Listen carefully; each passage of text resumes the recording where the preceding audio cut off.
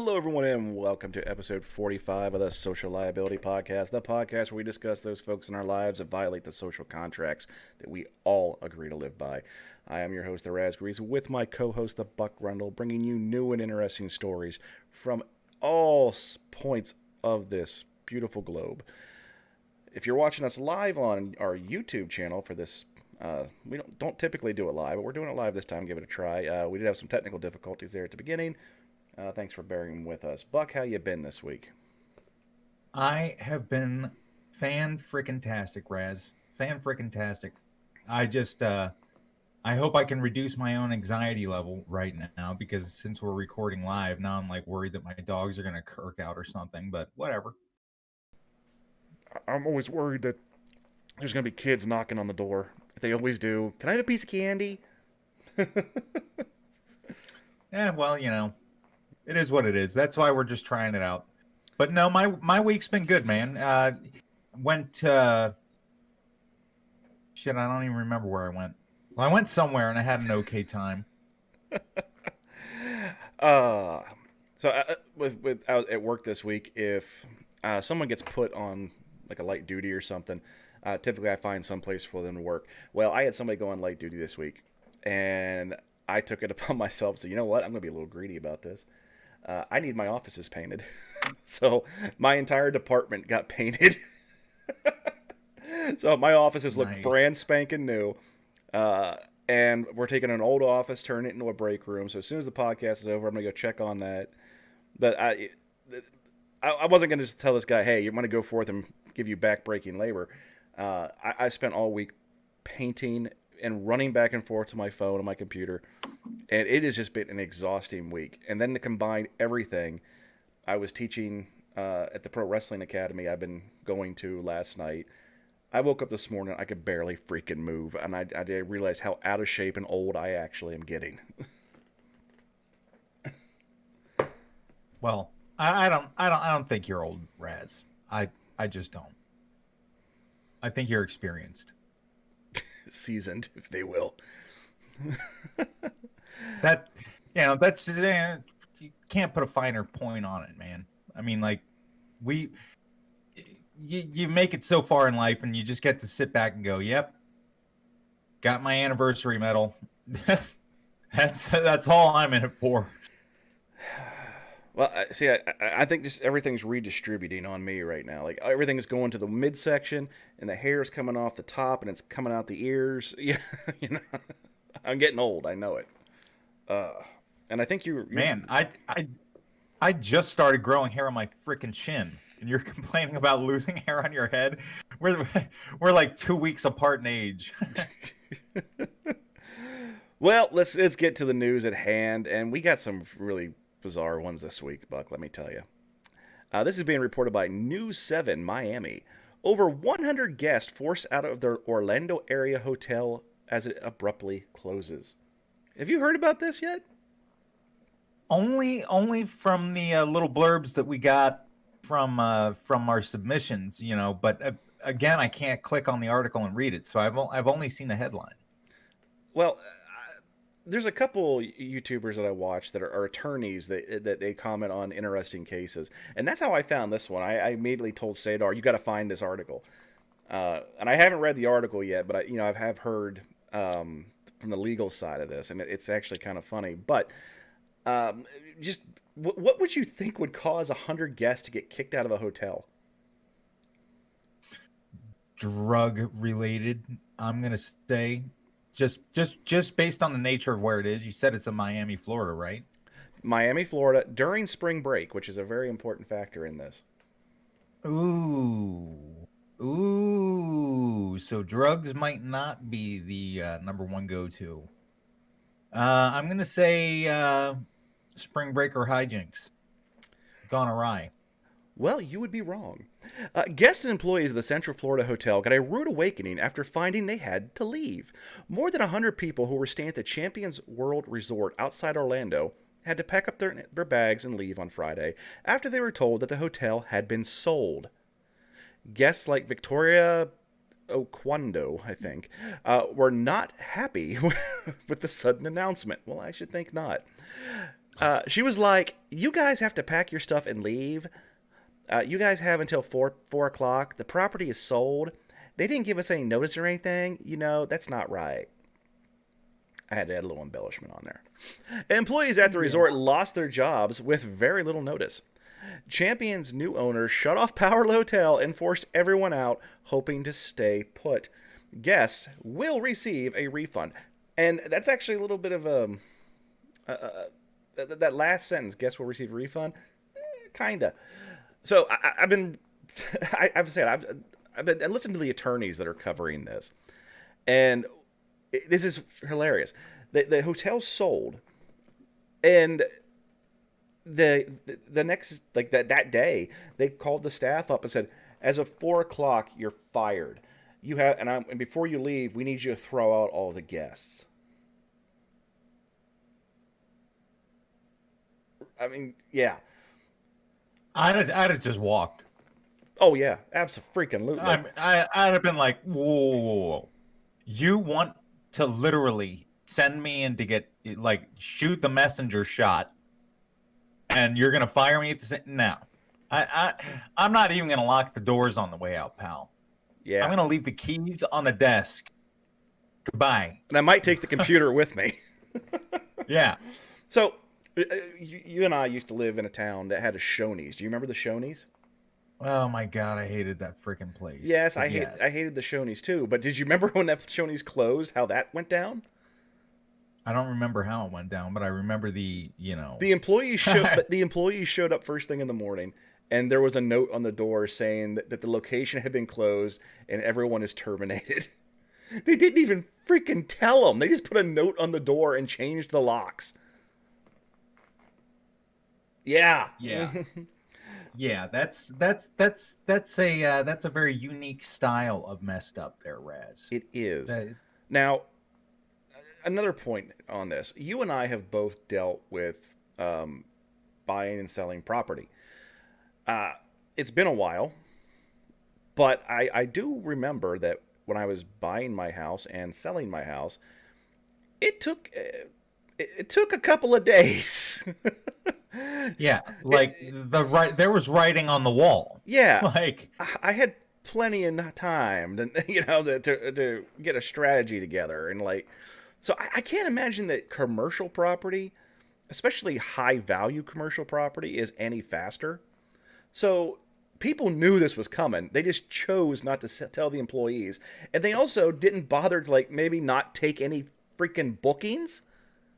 Yeah, see, that's the most obtuse part of this to me, man. Like, why would you even accept reservations?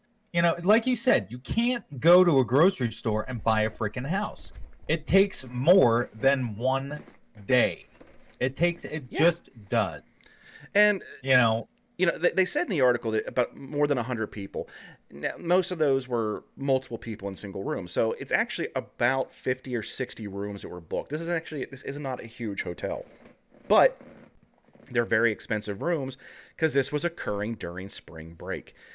So they tell all these people, you have until 4 o'clock to get out. Where are they going to go? There's no hotels to be had during spring break. These reservations were made months in advance.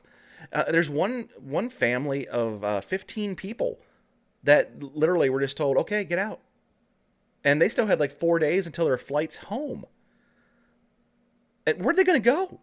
Yeah, that's just it's absurd. Now, when it says at the end, where are they going? Well, my question is who would be held responsible? I'm glad you asked. That's an excellent segue. Who's held responsible? That's an excellent question, because in the cases of some of the guests who booked through online services like Expedia or Travelocity or Hotels.com, that kind of thing, they will receive refunds in theory, but a lot of them have disclaimers in their terms of service that says, we're not responsible for the hotel. We are just the intermediary person doing the booking. So then it comes down to, well, who do you sue? Do you sue the booking agency? Do you sue the former owner? Or do you sue the current owner? Because the current owner didn't make the booking. The former owner is going to put it on the booking agency, and the booking agency is going to put it on the former owner. It is literally going to have to take, and what most of the attorneys are saying is it's going to take a class action against all three parties, all three parties and try to just sort it out.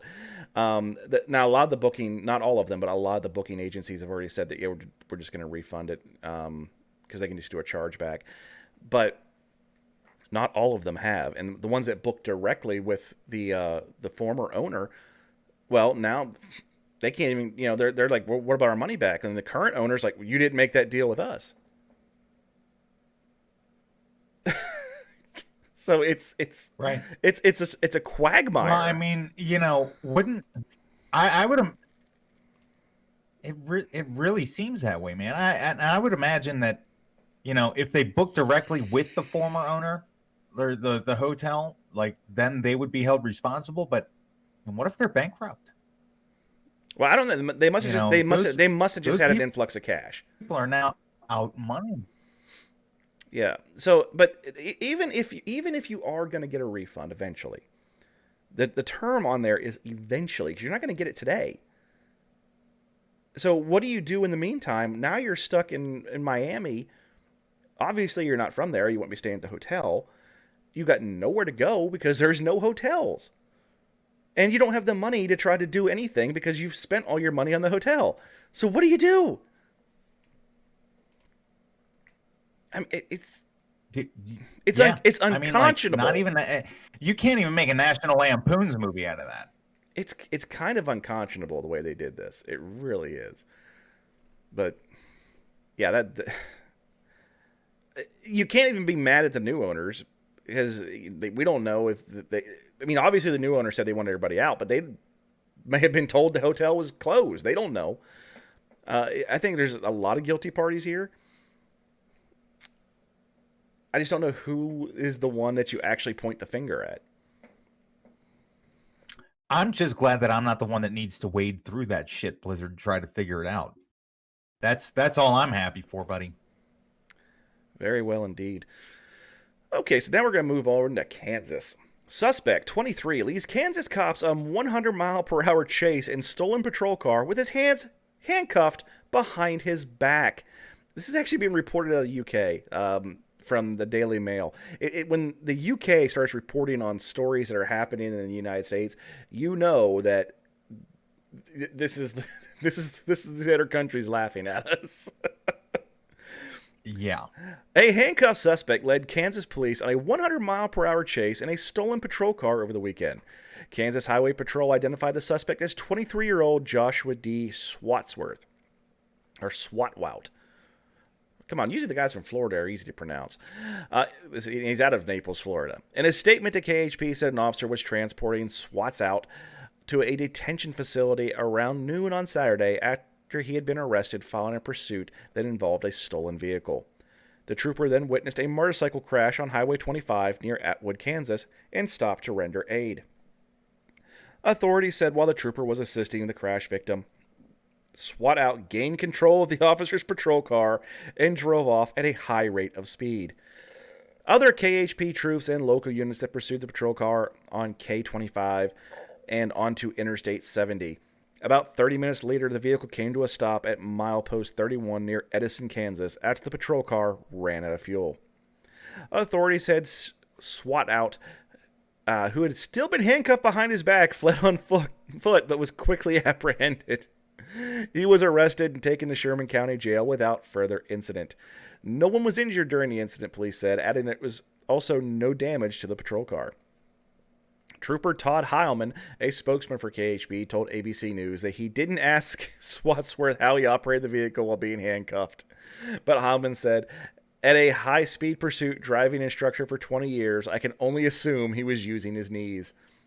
Heilman also noted that Swatout was sitting in the front seat of the car because the vehicle had not been equipped with a rear seat cage.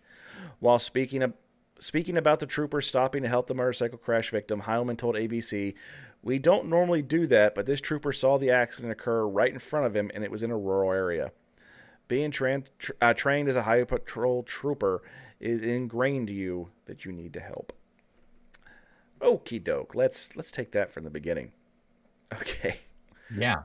So you get a suspect who is already leading you on a 100-mile-per-hour chase, and you catch him, and your first inclination is to put him in a patrol vehicle that doesn't have a cage.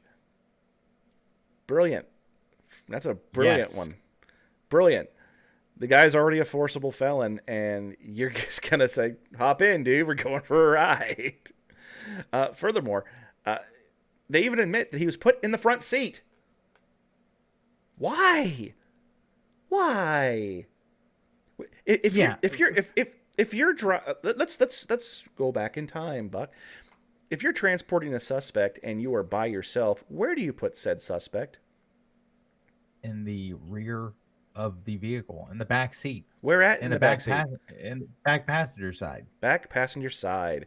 If you're transporting with two people, you and a partner, where do you put said suspect? I'm sorry, what? If you and I are transporting them together, and we're going to put an individual in the vehicle and take them to prison, where do we seat them? I was never on the transport team. I don't know this answer. Okay. Well, if you're by yourself, you put them in the rear passenger. If you are together, you put them in the rear driver's side. This is ingrained in every law enforcement officer when they're going through the academy. What the hell was this guy thinking? And this guy, I would love to know how old the trooper is, because a lot of times with troopers especially, they believe that they are the gods of law enforcement and can do no wrong. But anyway, so this dude has already tried to evade police, and they're taking him. They've caught him. They're taking him in jail. The trooper sees an accident and stops to help. Then, during the press conference, his, I'm assuming barracks commander says, "That's not something we normally do." Really? If I'm in a car accident and a state trooper just drives by me without stopping, ooh, that's going on social media. That's going to the news. That the police are ignoring the play. You need to stop, you douche canoe. That's your job. Now, if you have a suspect in the vehicle, at least you could radio it in. But again, if you hadn't been transporting somebody without a cage in your vehicle like a idiot, you wouldn't have had that problem regardless. Anyhow. Right. But this guy's already been trying to evade you, and now you leave him in the vehicle, and apparently you left the damn keys in the car. Win-win. He probably left it running. He probably left it running. So dude gets over into the driver's seat, and we're going for a drive, folks. 100 miles per hour. We're using our knees. I think the guy needs an award. Not for being a douchebag. That's some pretty slick moves, man. But for actually being able to drive away using his knees, hands cuffed behind his back, and still leading the police on a high-speed pursuit. That's pretty impressive. I would have to give that guy a gold star and a smiley face next to his name on a driver's exam. That's for sure. Auburndale, Florida. Auburndale Police Department are seeking assistance from the public in identifying a suspect in a criminal mischief case. On August 28th, while the victim was at work, an unidentified white male cut down 8 palm trees and 1 live oak tree at the victim's residence. After exiting the vehicle, picture below, a mid-2000 Chevy Coupe with black rims. Any information would be appreciated in identifying the suspect. You can call blah, blah, blah. So the dude, he's wearing like a black hat and black ski mask. He comes up, parks his car, gets out, and he's got this little baby chainsaw. And he just rolls in and cuts down this guy's trees and leaves. What do you do when you come home? All your trees are just laying in your yard because he didn't take them. And you look at your surveillance footage and you see this dude gets out of the car, cuts down your trees, and rolls. What do you say to that? When you call the police, how do you make that call? 911, you have an emergency. Somebody cut down my trees. Yeah. It's like, how long have you been working as a dispatcher? Because this might be something very unique. I mean, it's. Do you even have words for that? You're like, what the actual hell? And then you get your neighbors go, why didn't you say anything? Yeah, like that is a very good question, Raz. Where the hell were the neighbors? I mean, even Either that or this guy must be like a real freaking like lumberjack with that chainsaw. I mean, like, who knows? definitely an odd situation. But speaking of trees, this is being reported by NBC2 News. Naked man hip thrusts Lehigh Acres tree before punching deputy in the face. Yeah. Lehigh Acres, Florida. A man accused of wandering naked around Lehigh Acres and pounding on doors on Arthur Avenue, according to Lee County Sheriff's Office. Alonzo Sanchez, 21, was allegedly high on drugs. Well, you don't say. When deputies found him hugging and hip thrusting a tree. Can we just call it what it is? Dude was fucking a tree.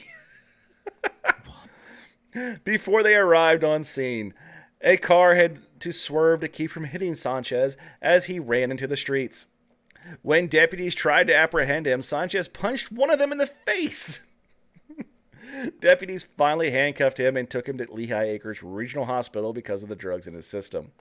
Sanchez is facing a charge of battery on a law enforcement officer. He was booked into the Lee County Jail and is still in custody Tuesday afternoon. The deputy involved had minor injuries and will recover. Well, no shit, he's going to recover. He got punched in the face. It's not like Thanos did it. Dear God. That was good.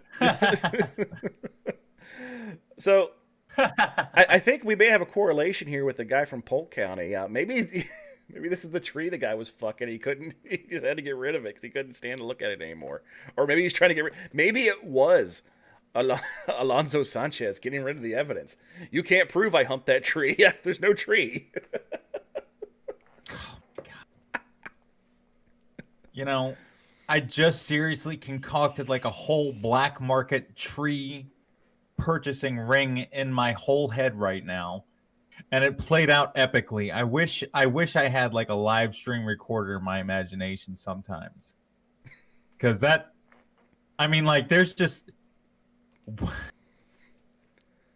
high on drug. Well, thank you, Columbo. Thank you. No, guys, humping a tree naked, and like, what position were these officers in to get punched in the face to begin with? Because I'll tell you what, I've never been a cop, but I have worked in a prison, and not once, and I wasn't like in like the dangerous like San Quentin prison either. But it doesn't matter. I didn't approach an inmate without expecting the minute chance that they might buck on me. You know, it's like, you might want to just have your wits about you. You know, so you're taking a mentally, like, not mentally, but obviously somebody who's, intoxicated on something, and you're just going to approach him like, like, what? Doesn't matter. Can't remember where I was going with that. My train of thought derailed. Good thing. Oh, jeez. Well, right now we're taking a quick break from our normal. Like right now, if you were listening to this on the audio version of the podcast, you'd be hearing my voice telling you about Anchor.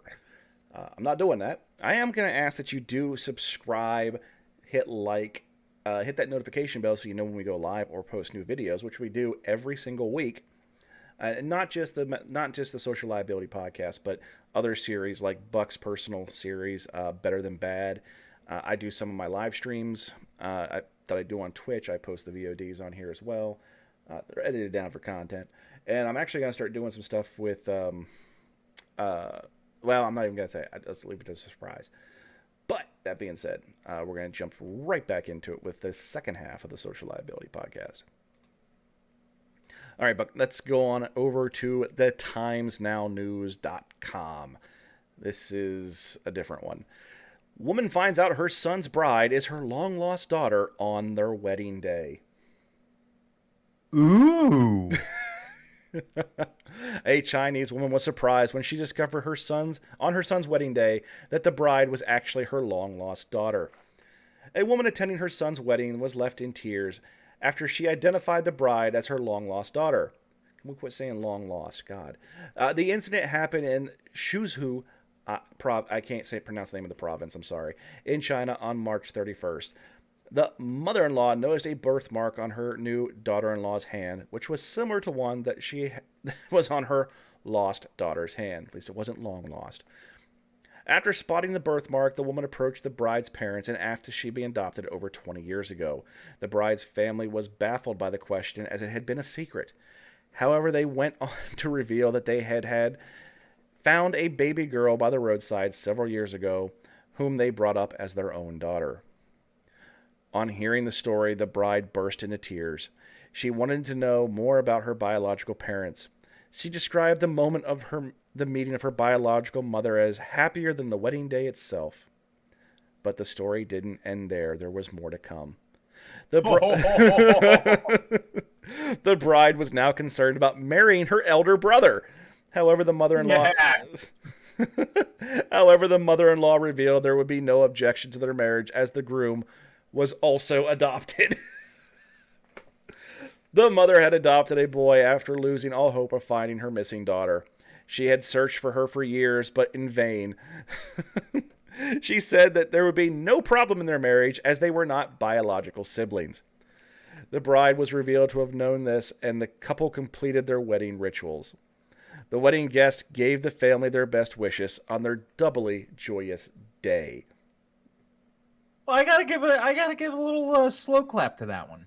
You know, that actually ended on a much, you know, I'm satisfied with that ending. I personally was hoping for something a little bit more incestuous, you know, taboo.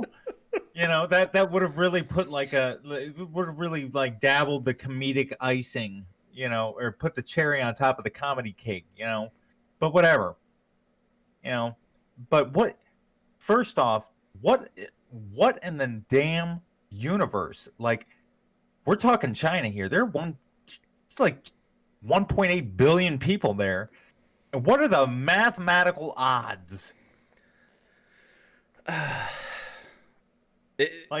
Just upon some random pleasant happenstance in a country with 1.6 billion other fucking people. For context, people, if you were to count one number every second without eating, sleeping, or breathing, it would take you like 32 freaking years to count to a billion. I think it's like 32,000 years, some obtuse shit like that. We're talking those kind of odds. And your long lost daughter is that one. We could actually whittle that down a little bit. Now, this is why I'm saying this. If the mother, we don't know, we're assuming the mother abandoned the child, which is not.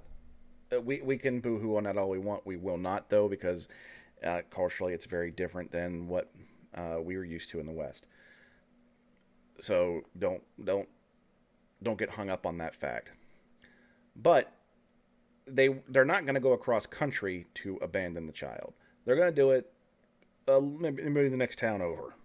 Get away from their house a little bit. Life goes on then. The child was found. So they probably grew up, 10 miles apart from each other. So the odds come down consistently. Because you're closing the area, and I'm getting like I'm going from a comedy podcast into like some kind of mathematics class here, but in reality, I mean, two people about the same age, in towns that close together, schools being as they are, maybe they went to the same high school. Who knows? It's not actually all that, far off, I guess. Probably still pretty damn good odds, but nevertheless, it's not outside the realm of possibility, I suppose. But the fact that they were getting married, that kind of ramps it up a little bit. Well, folks, this earth-crushing, devastating blow of reality was brought to you today by none other than our very own Raz. I'm good at ruining things for Buck. I really am. If Raz fell in the water right now, the sound it would make is douche. How many things have I ruined in your life just with this podcast? At least 8. So, have you watched any magicians lately?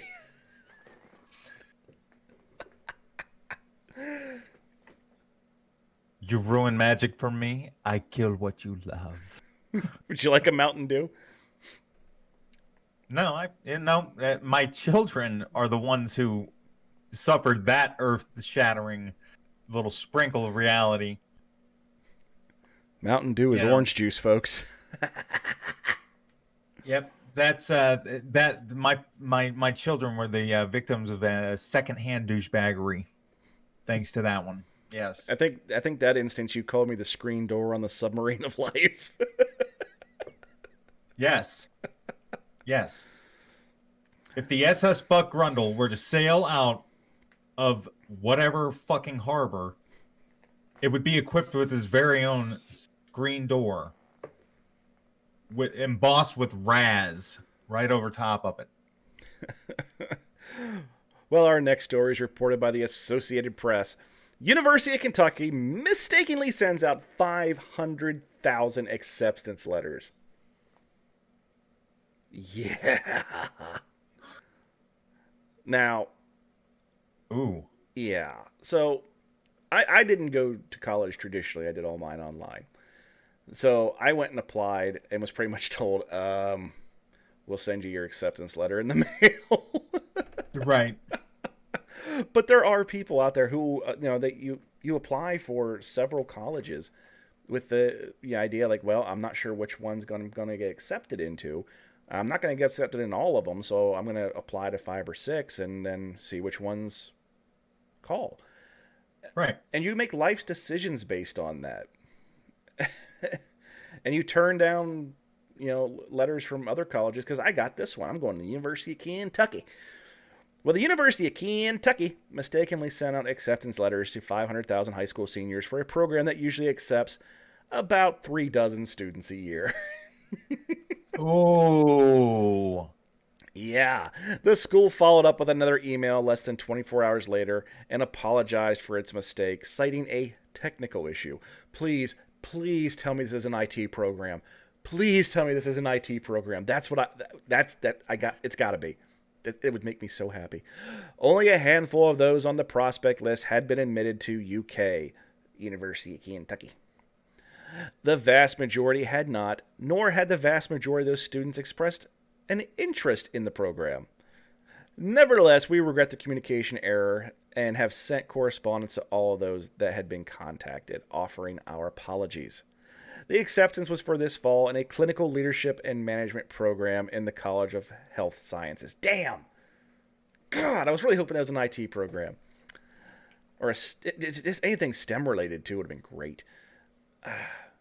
A very small number, a handful of students who received the acceptance letter had expressed interest in this particular program, and all the students who should have been admitted received their acceptance letters. Mrs. Doherty, Mary Doherty, a senior from San Antonio, Texas, received the email. I was like, Mom, I just got accepted to the University of Kentucky. And she's like, oh, I didn't know you applied to the University of Kentucky. And I was like, oh, I did not. Other students said they had never applied to UK, visited, or even went on its website. I had to Google it just to make sure it was a real college. Like, I've heard of them. And the story literally just ends abruptly. But there's got to be at least a handful that got screwed over from this. And and if they've never even applied or even knew the college was real, how the hell did the college get their email address? That's a completely different topic that we could discuss. Privacy issues. They bought that. I'll tell you, that's what college admissions offices do. Those people are selling the school, and they need email addresses, phone numbers, contact information for people to prospect to. It's just It's a cold calling list. All they're doing is reaching their hand and they're grabbing a handful of, whatever data that they have in their little, you know, privacy violation pool, and they throw it up against the wall, hoping that something sticks. Indeed. I mean, I do remember, like, nearing the end of my high school career, all of a sudden I was getting letters in the mail about college loans and everything else. Like, how do you... There's only one way you know I exist, and that's if they got the information from the school. Dickheads. Truth. Dickheads. So, because we record these episodes, before... in the video format, we have to actually put the name of the episode. We have to choose a name for the episode before we even start. And I didn't even discuss this with you, Buck, and I normally do. But this is episode 45, entitled Diddle Me Elmo. Mm-hmm. I was hoping... I submitted this next story. I know where you're going, and I was hoping you would use it. And I forgive you for not discussing the episode name with me. I was enjoying an awesome sandwich. You were. So... we won't go into the rest. But the Detroit Free Press is reporting this out of Oakland. Home inspector caught on nanny cam pleasuring himself with Elmo doll faces charges. A home inspector caught pleasuring himself with an Elmo doll has been charged with 2 misdemeanor counts in Rochester Hills District Court. Kevin Wayne Van Leuven? Van Leuven. We're going to go with that. 59 was arraigned on charges of aggravated indecent exposure and malicious destruction of property under $200. Bond was set at $2,500 cash or surety. What? You're giggling. I can only imagine what the property destruction cost. Like, what property did he destroy, and how did he maliciously do it? Did you want the Elmo doll back? I'm just saying, like, that must have been some serious freaking beating off. Dude, if he was fucking Elmo, do you want Elmo back? What amount of washing before Elmo goes back on your kid's bed?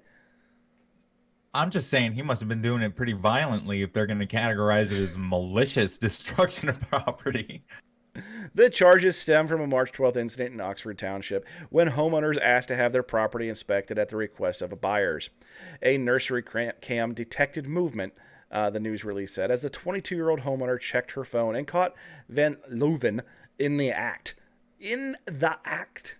After he finished pleasuring himself, he returned the doll to its original place. Just when I thought I had seen it all, someone steps up and surprises me with a new level of disturbing actions. That really could be like the subtitle for our entire show. Yeah. When officers questioned him about the incident, Van Leuven said he moved the doll to check for an electrical outlet, but made incriminating statements and apologized after he was told about the nursery camera. Van Leuven is not allowed to be alone in a home that is not his, may not contact the homeowners, and is required to undergo a mental health evaluation. The next appearance is scheduled for April 19th. In the news release, Bonkard, I don't know who this is, said, "This is a disgusting reminder to be cautious about who you let into your home. The actions of these homeowners will likely prevent this defendant from going into anyone else's home." Okay, let's go back up here for a second. Yeah. I want to know, first off, was he fucking Elmo? Or was he sniffing Elmo? I mean, what was he doing? The doll said, "Tickle me. I was just obliging." So the charges that we get in here are aggravated indecent exposure. Okay. He must have been frowning. I don't see that charge sticking. If we're gonna play the advocate here, I don't see that charge sticking because it was a hidden camera. He didn't know he was being watched, and in order to be aggravated, there has to be intent. So I don't see that charge sticking. Now, the malicious destruction of property under $200, abso-freaking-lutely. Whether he, I'm assuming that he bent Elmo over the chair or something. Yeah, man, he violated Elmo. He didn't just tickle him. He was tickling him all up inside. He took Elmo to Browntown. I mean, in all seriousness, what the hell, man? Obviously, it's a fetish, and sometimes fetishes are not just something for sexual gratification. They are but sometimes rather something you just can't. I don't want to classify as a mental illness. It's something that they're just unable to. A compulsion. It's a compulsion that they're unable to receive any kind of sexual gratification unless that fetish is being fed in some way, shape, or form. In this particular case, the guy obviously has a lot of stuff going on. He's not. This is the kind of individual that is actually you're going to have to be careful with for the rest of your life. And you're thinking, well, he didn't hurt anybody or anything like that, but yet he is gonna have to. He just because you caught him doesn't mean now. Well, all of a sudden I can get boners again just from looking at the pretty girls. No, he's gonna have to keep ramping up because nothing ever gets easier with this type of compulsion. It gets more intensified. So, am I saying there needs to be a watch list? No, no. He might get him on the sex offender list, but I doubt it. But I do think that hopefully they get this guy some compulsion control addiction therapy or something. But nevertheless, he needs a puppy. He might fuck the puppy. I quickly rethought saying that, and then it was just too late. Like the damage is just done. Too late. Like, please, if anybody is listening to this, don't fucking report me to PETA. Okay, Puppies for Pedophiles is never gonna take off.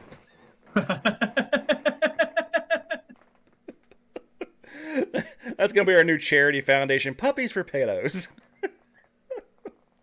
Pups for Peds. Pups for Peds. Sharpays for short eyes. Mm-hmm. Oh my god. Trade in that diaper for adoption. There you go. Oh my lord, this is horrible. We're bad. No, it's not horrible. It's just shy. And that's why we can still smile about it. We're going to hell. I'll see you there. Tell the devil I sent you. That being said, folks, that's all we have for episode 45 of the Social Liability Podcast. Thank you for bearing with us through our technical difficulties if you watch us on the live stream. I'm sure if you're listening to this on the audio version on all of our platforms, which is quite extensive, you'll be hearing the edited version, so just ignore this. That being said, folks, I am the Raspberries with the Buck Grundle, wishing you all a happy and delightful weekend, and we'll see you on the next episode.